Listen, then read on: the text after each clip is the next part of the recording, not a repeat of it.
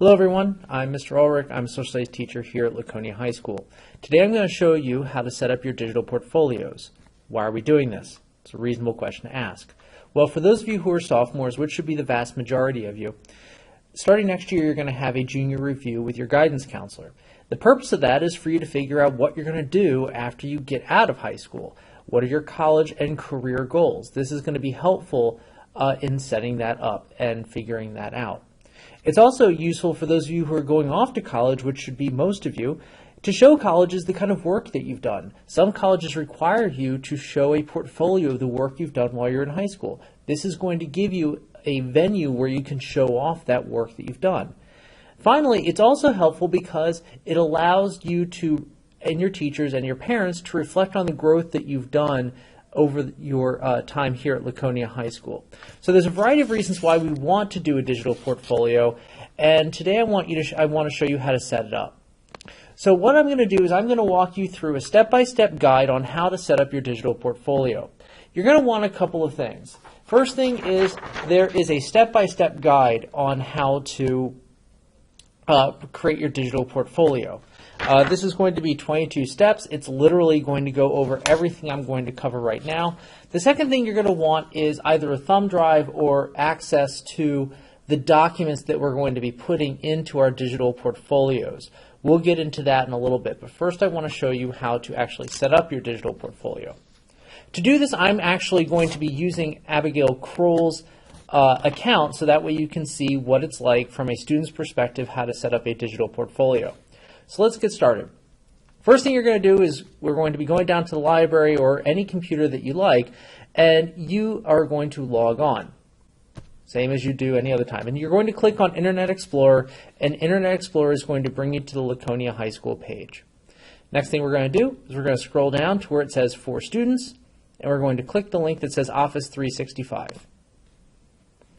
From there, just like you were accessing your email, we're going to enter in our user information. In this case, I'm going to be using Abby Kroll's.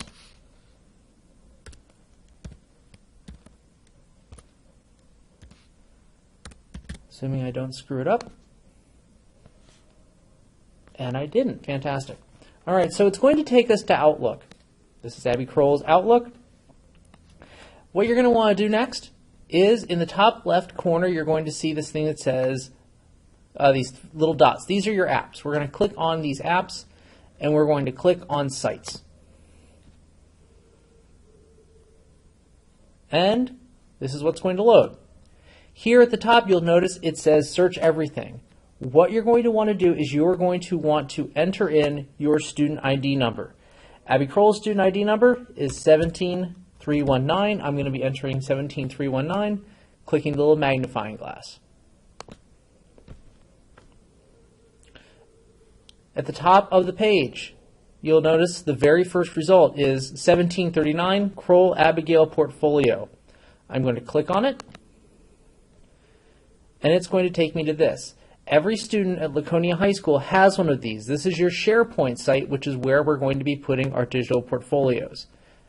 In order to readily and easily access it, what I want to do is I want to, from this page, click Follow. And I'm going to get a little pop-up notification that's going to tell me that I am following this site. I've already tested this, so it says I'm already following the site, but you will get a little notification that says that you are following this site. What this allows you to do is next time you are on the sites, you can readily just click on your digital portfolio, just like we're doing there. From here, we're going to have to create a series of folders, and I apologize, this is going to be somewhat repetitive, but it's important that we do this for the sake of organization. We're going to be creating, off the top of my head, I believe we're creating 15 separate folders, and I appreciate the monotony of that, but it's important to make sure that we have a well-organized digital portfolio. So first we're going to click on New, and then we're going to click on New Folder. We're going to be creating, to start off with, 4 folders: grade 09, grade 10, grade 11, grade 12. So let's do that. Let's start with grade 09, great, then grade 10, grade 11. Finally, grade 12. All right. Now the reason we're doing this is to make sure that things are nice and organized again. So you notice here, if I just typed in grade 9, 10, 11, 12, it wouldn't be organized like this. It would be grade 10, 11, 12, 9. That's not what we want. We want a nice, organized portfolio. Again, it's not just you who's going to be looking at this. It's going to be your teachers, parents, and possibly colleges. So you want it to look organized and neat. Within each of these grades, we're going to be creating a series of subfolders. We're going to be creating the subfolders Integrate Arts and Technology, Math, Science, Social Studies, and English, except for grade 11, where English and Social Studies are going to be called Humanities because of American Studies. We're going to go through this step by step. So first, let's click on the folder that says grade 9. And we're going to be creating our folders. Again, for grade 9, it's going to be English, Integrated Arts and Electives, Math, Science, and Social Studies. 5 folders. Let's do that. New folder, English.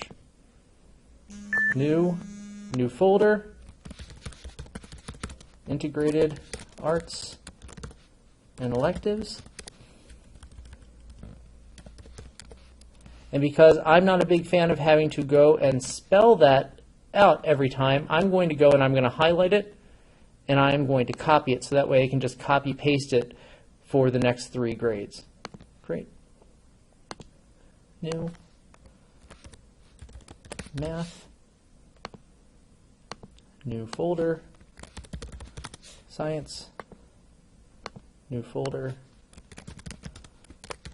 Social Studies. All right. So now our grade 9 digital portfolio folders are all set. So I'm going to go back by simply clicking on Abigail Kroll Portfolio here at the top. It'll take me back here. I'm going to go, just to check, I'm going to look at my grade 9 folder. Yep, there are all the folders I want to be there. Let's go back. Let's do grade 10. Grade 10, same deal.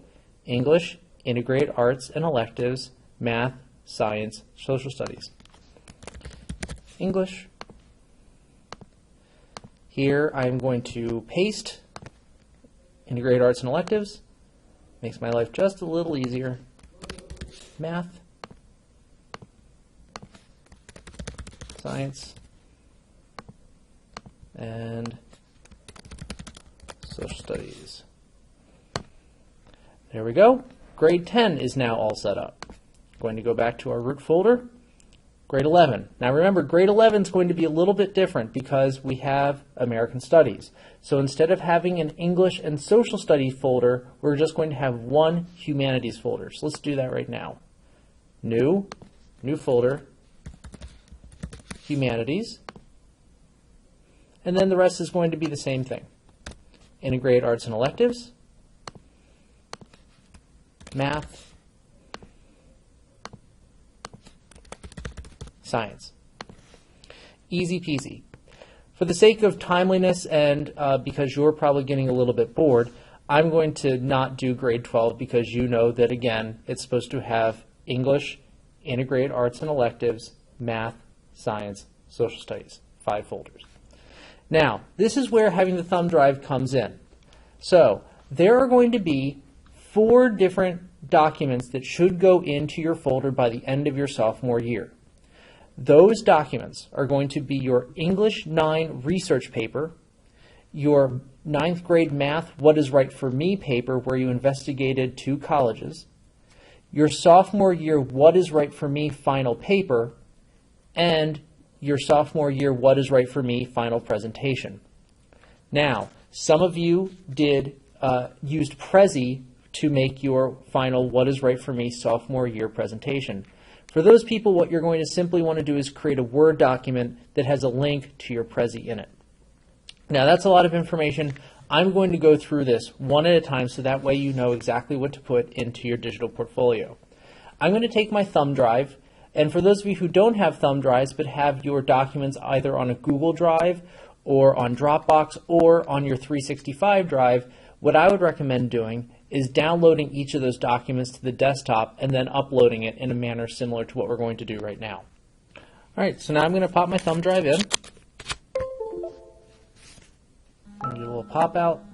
I'm going to cancel out of. And I'm going to start uploading documents to my digital portfolio. I'm going to start with my grade 9 documents. Specifically, I'm going to start with my grade 9 research paper. So from my digital portfolio, I'm going to click grade 9, click English, click upload, and then hit browse.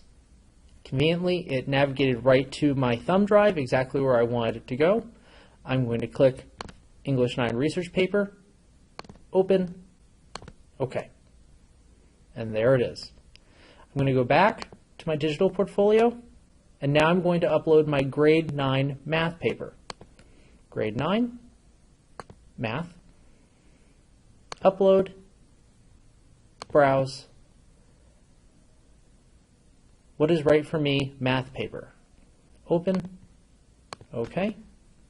There it is. Now for the last two documents, grade 10,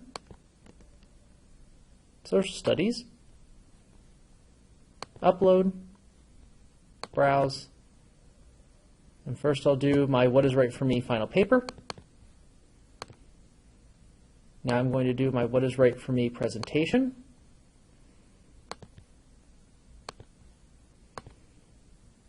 Now again, for those of you who used Prezi, what I would recommend is the following.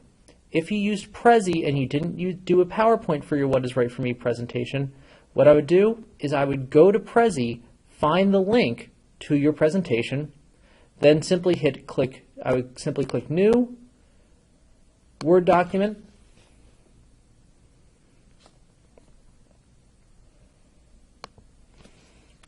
call it what is right for me Prezi link, and then I would simply copy and paste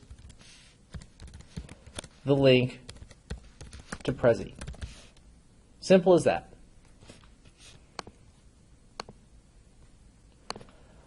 So now if we go back and we look at our digital portfolio site, it should look like this, and we should have those 4 documents in it. From here, you are all set for the time being, and you can log out of the computer. Thank you very much for your patience and watching this video. Feel free to watch it again if you need it. Thanks. Bye-bye.